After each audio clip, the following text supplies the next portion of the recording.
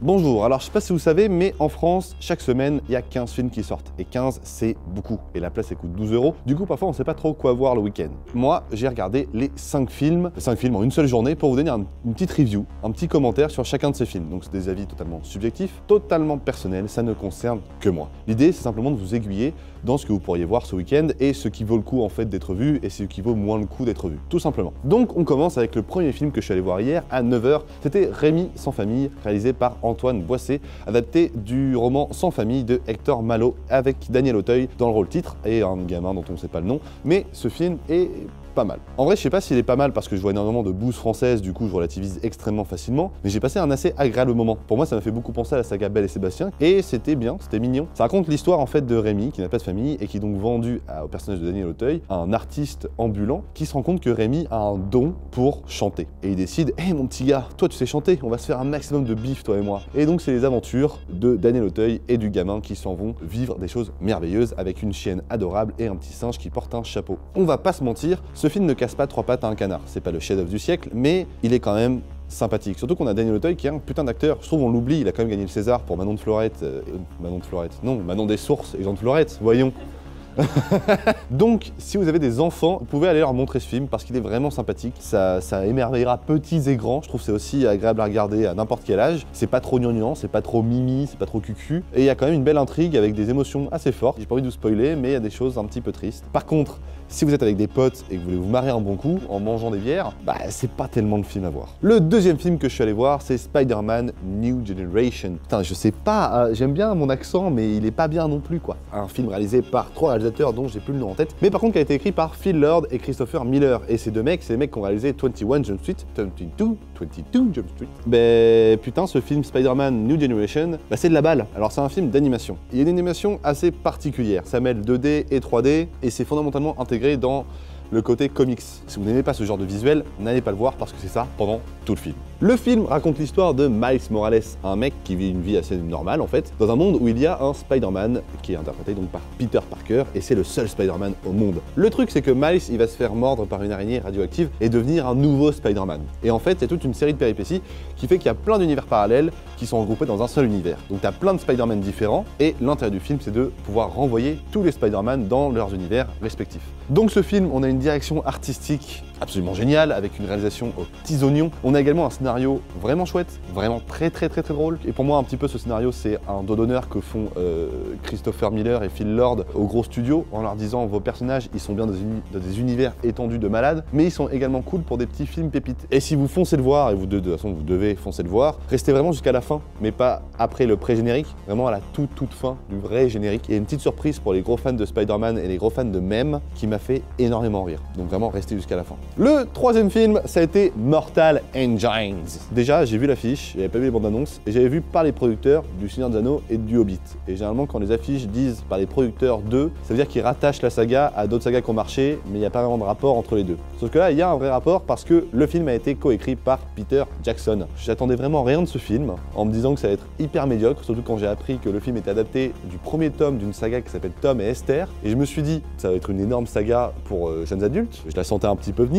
Donc je me suis dit, bon, ça peut être un bon film. Qu'en est-il? C'est vraiment un Mad Max Fury Road de premier prix, surtout que le début commence par une voix off qui fait « C'était la guerre contre le carburant ». Le film se place dans un monde post-apocalyptique où en gros les villes bougent.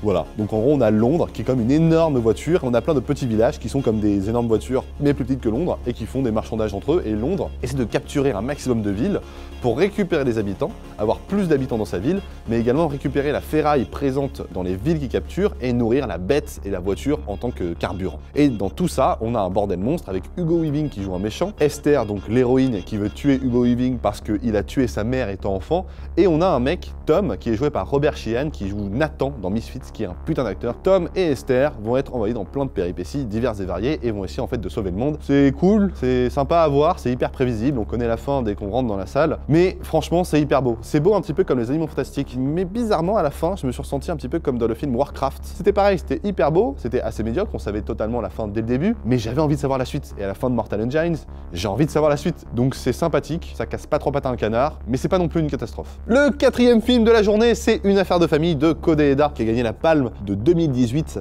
remise par Cate Blanchett, une actrice que j'aime beaucoup.